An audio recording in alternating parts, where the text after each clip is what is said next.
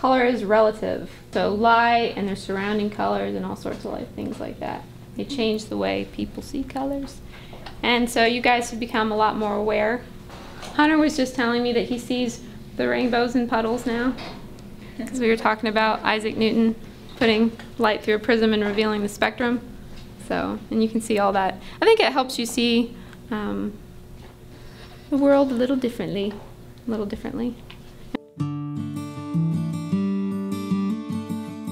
I've always drawn and I've always played around with, you know, you had your crayons, you had your watercolors. But I really got serious about it, I guess in 5th grade.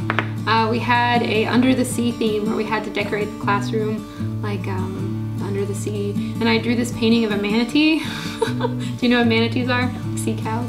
And I just enjoyed doing it the whole time, and everybody's like, it looks so real, but I actually went back and I found a picture of it and it doesn't look real at all.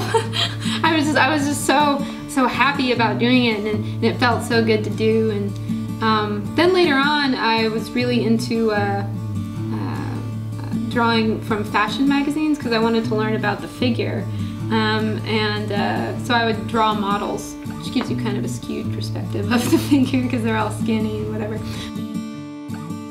Art education is important to motivate you because you'll be around like-minded people, and it's also important to give you realistic expectations about what you're doing. Opportunity favors those who are working. So I think one of the biggest things I instill in them is that you have to be constantly working. Not everything's going to be amazing, but eventually there will be that day where you're like, ah, yes, you know, this is great. And even after that, you have to keep doing it. You have to keep working in between your amazing prophetic moments or something where you have a great grand idea. I've always liked writing stories and poems. A lot of painters, they're about the form, they're about, you know, the design and pushing the different types of values and colors and things like that. To me, the most important thing was telling a story and getting across an emotion, and so it always had to be surrounded around people. The children's book I'm working on is about 2 characters. One is a porcupine and one is a fox. The porcupine's name is Cautious and the fox's name is Greg. That's short for gregarious. And it's kind of an odd couple story about a character that is very shy. The porcupine's very shy and kind of introverted, but he wants to share his ideas with people.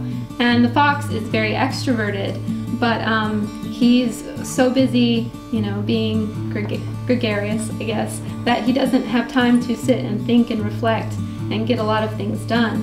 But then when they meet each other, they kind of find a balance where they can make decisions together, and so that are not too cautious and not too spontaneous. When I prepare for a children's book, I have to get to know the characters, which people think maybe you would just go in and you would just start drawing the drawings, but I spend like a couple, like 3 or 4 days just drawing the characters doing regular things, and that way you can really get to know what they look like.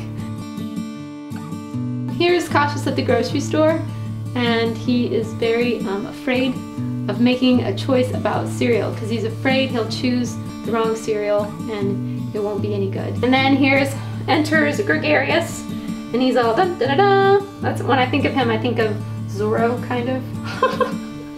So he's very sure of himself. He's kind of cocky. He would probably be really good with the ladies, like wink at them all the time and stuff like that. And Cautious is like, well, if Cautious talked to you, it would have a voice like this. And he's like, well, how do you make all these decisions? And he's like, well, I'll show you how, dude. And then, so he's talking to me. He's like, I have so much fun. This is all the fun I have. My goal is I'm going to self-publish it and then try to sell it online and in local bookstores and things like that.